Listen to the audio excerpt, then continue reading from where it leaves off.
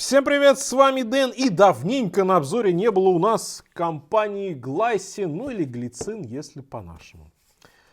Итак, открываем коробочку. Как вы знаете, этот бренд швейцарский не так давно вышел в ту же группу, что и Invicta, но я бы сказал так. В целом бренд не опопсел, он остался тем же самым брендом, и с учетом того, что у владельцев Invicta есть бабло, хорошо, что глицин или глайсин ушел к ним, потому что теперь компания не разорится и продолжит нас радовать своими моделями, в том числе историческими или какими-то новыми. Эту модель я заказывал в США на Амазоне, и она мне обошлась всего-то в примерно $220, ну плюс доставка, плюс услуги посредника. В общем, накидывайте еще где-то $50-60, но в любом случае дешевле, чем $300 за глайсин. Опа! Опа! Ну давай, иди сюда! Давай! Опа! Есть! Вот так вот положили, даже не засунули по-человечески. Я эти часы вот прям открываю первый раз на видосе.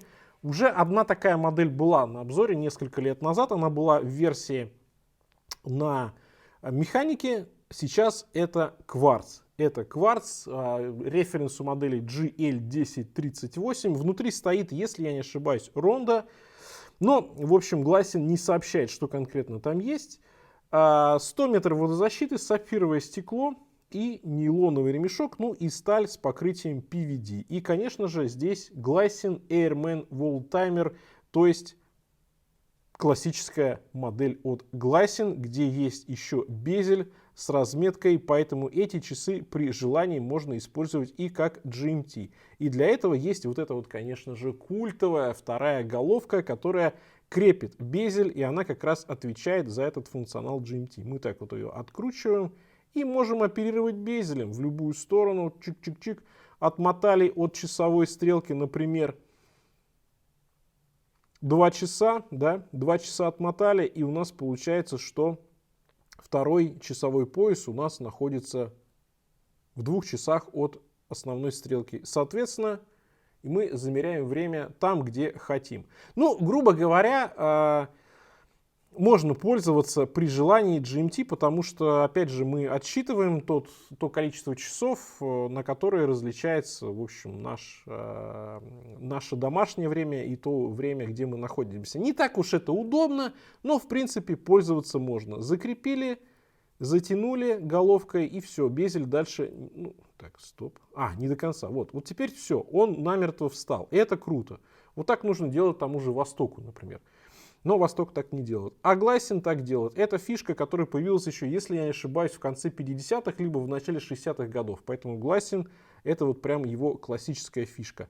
Ну и в версии черном, в версии стелс выглядят часы просто такие бомбические. Особенно, когда у нас такой матовый черный, с зеркальными акцентами по бокам, по боковой части корпуса, где головка, также по боковой части ушек и по грани ушек.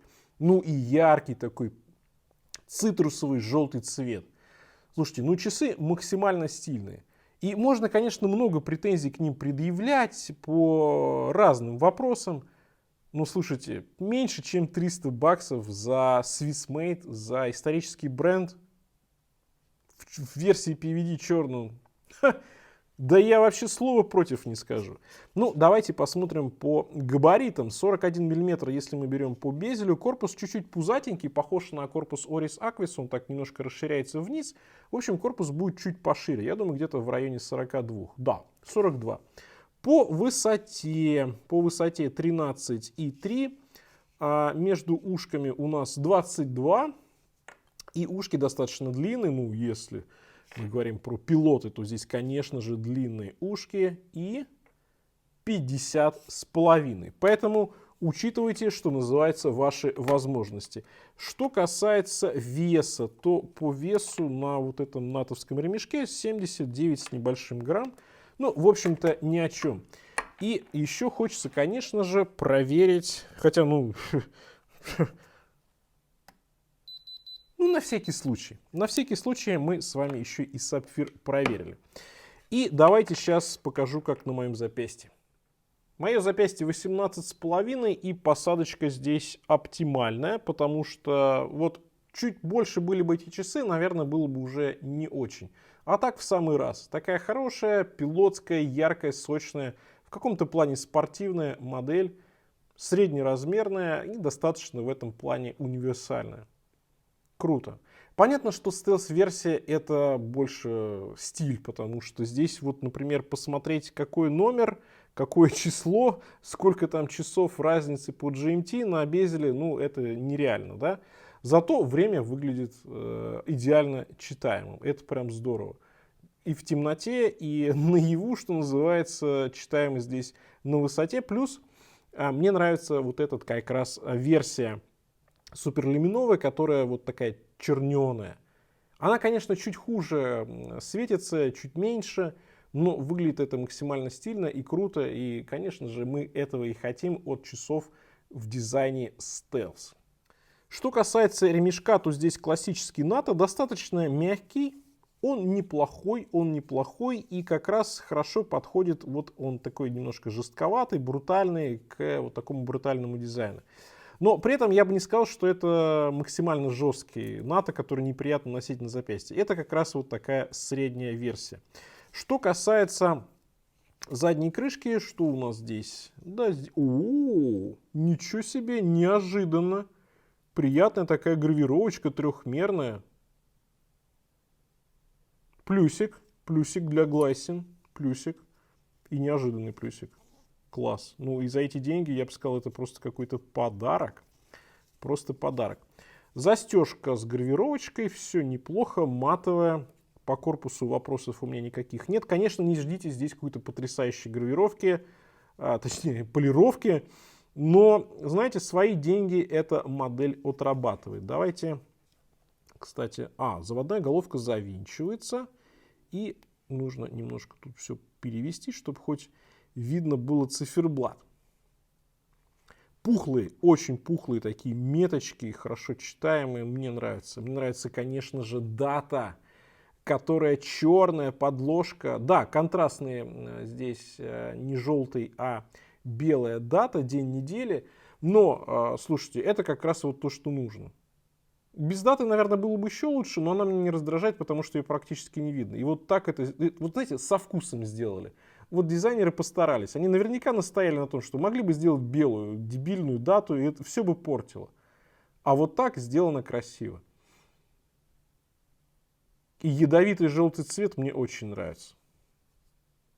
Ну, я вам скажу так, я их увидел на картинке, я подумал, что я хочу показать вам вот такой Airman, вот в таком дизайне, потому что были уже в стальном корпусе, без покрытия, на механике лет 5 назад, часы на обзоре. И хотелось показать вот именно то, что сделает сейчас Глайсин уже под патронажем, ну, в общем-то, Invicta, да.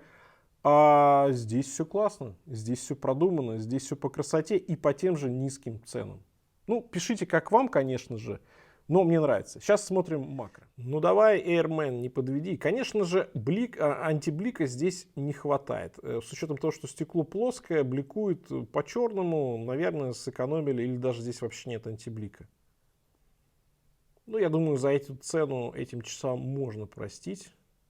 Тем более здесь очень аккуратная печать, аккуратные стрелки. Я, честно говоря, даже не знаю, к чему можно придраться. Все очень и очень неплохо. Ну, конечно, черный PVD будет хватать отпечатки пальцев, но берите сталь, если вам это не нравится.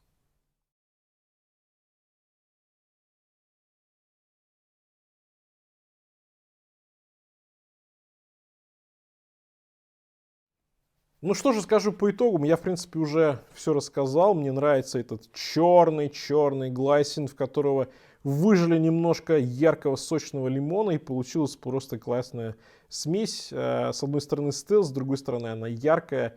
И, конечно, будет радовать и зимой, я думаю, и летом. За свою цену, если вы берете действительно по скидкам, не по какому-то там виртуальному ритейлу, это прям супер покупка. Мне всем эти часы понравились. Понятно, что это не самые-самые, наверное, качественные. продукт в плане отделки, но за свою цену здесь отделка просто на высоте. И, кроме того, важный для многих Swissmade. Пишите, какой гласен может быть еще показать на обзоре. На этом у меня все. Всем пока. С вами был Дэн. Увидимся.